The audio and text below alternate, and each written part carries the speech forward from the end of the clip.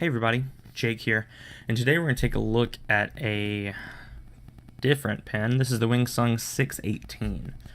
This is sort of like a Parker and Twisby had a baby, and it came in at under $15. This is kind of a knockoff pen. I'll go and put that out there and say that I don't recommend buying this pen, but if you insist on buying it, keep watching the review.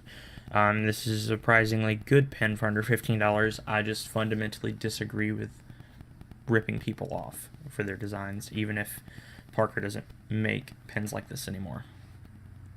Alright, we'll go ahead and jump into the specs, size comparisons, like, neutral, dislike, and conclusion. First up, the specs.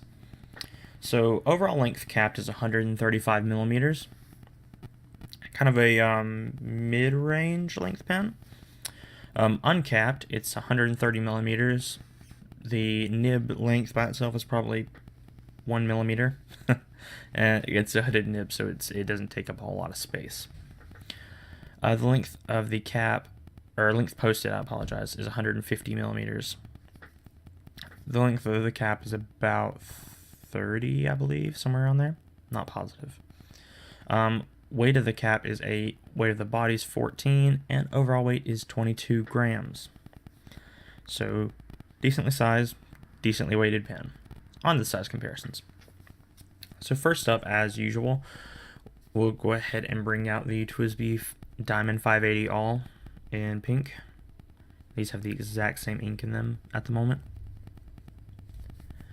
Next up, let me adjust these real quick. Maybe they're kind of close. Next up is the Lamy Safari, which is a decently sized pen, and you'll notice here this is a lot longer than the Jin Hao. Well, when uncapped, so Chinese pens tend to be smaller, as in my experience. So this is a decently sized one. So here's the uncapped comparison. If I can get this to stop rolling, there we go. Okay. Here it is uncapped next to the Twisby, and you'll see what I mean here. It's a fairly long pen. Part of that's probably because of the hooded nib, but it feels nice in your hand, especially compared to the Jin Hao, and you can see that the Jin Hao's a decent bit shorter than it when uncapped. Okay, I guess I just wanted to be close. So let's go ahead and do a posted size comparison. This pen posts somewhat deeply. I do have a few gripes with that, but we'll get to that in a bit. So you can see when posted, it's not too incredibly long, but it gets to be a pretty decent length. Here it is next to the Twisby posted, which is again not supposed to be posted at all. Don't post that pen. Here it is next to a pen that can be posted normally. This is the Lamy Safari again, and you can see it has quite a bit of length on the Wingsung 618. And last up, the Jin Hao X750. It's just really clingy today. It comes out to about the same length, a little bit longer, possibly due to the nib that I have in there. And just for one last size comparison, we'll cap this again and go ahead and bring out a life-size Mario mustache. They're, fairly similar length. The Mario mustache is a little bit longer, but it's not too bad. So if you have a Mario mustache laying around, it's pretty close. Okay, on to the like. First thing is the nib and the flow, and here's kind of a close-up of the nib. Sorry if it's a little shaky, and I'll kind of give you an example of the flow as well. Now this pen does have a sweet spot, which we'll get to in just a bit, but when you're on the correct spot, it writes very, very well. I was actually really surprised with how well this pen does write, because at this price, I didn't expect too much, but it writes very, very well, actually. The Nib Designs pretty interesting. It's a completely transparent hooded nib, which is, as far as I know, fairly unique. It's the only unique thing about this pen. And it writes really well when you hit that sweet spot. You do have to get that just right in order for it to write well. But once you do, the flow is fantastic. Very rarely do I have hard starts or skips or anything like that. The nib's really smooth to be as fine as it is. No scratchiness, maybe a little bit of feedback, but nothing too bad. So it's a surprisingly good writer. Next up is the price. I picked this up for about $11 shipped. So As far as Chinese pens go, it's fairly expensive, but it writes a whole lot better than most of the Jinhaos that I have, with a more interesting design. I will say the Jinhaos are probably a better value for your money, because they're quite a bit of gripes with this one. Next up is the clip. I actually enjoy this clip. It is a blatant Parker ripoff, but it's a pretty solid clip. It's not too tight, and it slips over shirts really easily. Next is the section. This is not a contoured section, but it does kind of taper off, and because of the hooded nib, you can grab it, wherever you want to. The threads are fairly far back, so if you have a problem gripping the threads, even though they're not really sharp on this pen, you can slide up a little bit. It does give you plenty of room for you to grab, wherever you want to. Next up is the size and weight. Not a huge pen, but it's long enough to where it sits in my hand, and I don't need to post it like I feel like I have to with, the Jinhao or the other Japanese pens in this cheaper price range that I've looked at over the past couple weeks. So it feels nice. Even when you post it, the length is good. The weight, not so much, but we'll get to that later. Next up is the clear section. So this is actually really intriguing to me. I've looked at several pens, the Pilot Varsity, Platinum Preppy, and the Pilot Petite one, and they all see through sections.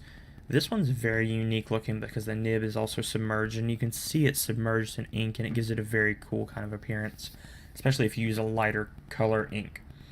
Like this is Diamond Cerise, and it's a beautiful pinkish color, but in the pen barrel it looks red almost, and because of how bright it is, you can really see every bit of this pen.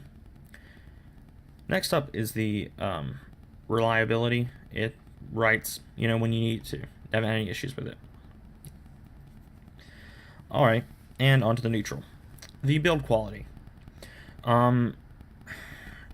It's not a fantastically built pen. A lot of the Jinhaos I have are pretty rough as well, but But the piston knob is loose and jiggly, which we'll get to. But the overall build quality is just not super great. The tolerances are fairly low. This is, again, a Chinese piston filler for under $15. That's why they've blown up so much. It's just not a fantastic built pen. Next up's the piston. It holds a decent amount of ink, and it functions fairly smoothly, but I have several gripes with it. Specifically, just the kind of the turning is not pleasant. It doesn't get caught or anything, but it just feels very jiggly and loose, and it kind of plays into the build quality a little bit. So that's not great for me.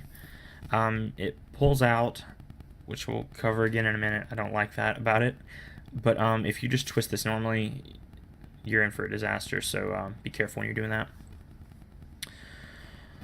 Alright.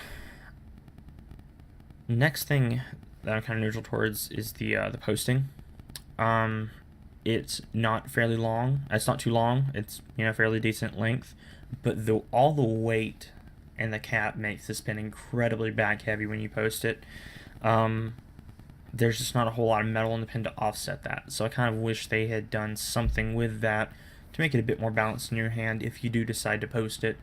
I'm sure the pen will be plenty long for most people, but some people prefer to use the pens posted in general, so that's not a super great option here. On the stuff I don't like, sweet spot. This pen, if you don't have it facing the paper when you write, the nib straight up, it will not write. It will skip. It's a pain in the butt. And there's not really any guides or anything like that with your hand to kind of get you in the right spot. So it's happened quite a bit where I'll be writing and it starts to skip or hard start. So that's annoying. Next up's the piston. You'd see me pull it out and push it back in, and you have to pull it out if you're going to fill with ink. If you do not pull it out and you start twisting, you'll remove the piston, and if your pen's filled with ink, it'll go everywhere. It's not a good design. I wish, if they wanted to do, you can pull it out to remove and twist it to remove the whole piston, that'd be fine. That's not how they did it. Next up is this blatant ripoff. Parker clip, Twisby piston filler essentially on a Parker 51-esque pen. It's not original. It's a ripoff, and I can't stand that. That alone has me not recommending this pen. Don't buy it. you're supporting rip-off companies. Last thing is the inner cap in this smoke color. TWSBI's guilty of this, which is, I'm wondering where they got this from. Probably TWSBI. But it sticks out so bad when the rest of this pen is completely clear. It's just kind of annoying. On to the writing sample. So again, this pen writes surprisingly well. That's probably my favorite thing about this pen is the writing experience. The nib and flow are really, really good, especially after the last few pens I've had reviewing over the past few weeks. This is a nice change of pace. This does have a fine nib. It's a really smooth fine nib, surprisingly. And again, this ink is Diamine Cerise. I believe that's the correct pronunciation. Diamine. I believe so. I'm trying to get it right, guys. This pen is not going to give you any flex. There's normal line, pressure line, and a backwards line. Writing with pressure felt like it was going to crack, so don't do that. On to the conclusion, don't buy this pen. Don't buy it. It is, again, a ripoff. It's a company mashing together design of two other companies to get a ripoff pen and sell it. At least Jinhao does some original-ish designs, or better yet, for the exact same price, more or less, you can pick up a Pilot Metropolitan. You can support your local pen store or online pen retailer and pick up a Pilot Metropolitan, which is an original design from Pilot. It writes better than this. This is still a really good writer, but the Metropolitan's surprisingly good. They're now shipping with Con 40s, I've heard, so that's much better than the Squeeze Converter. And for the same price, you can get just a better pen and support a company that's designing original pen designs so you can get more interesting stuff in the future. Alright, thanks guys. Don't forget to like, comment, and subscribe. Keep an eye out for my next video. Thanks. Bye.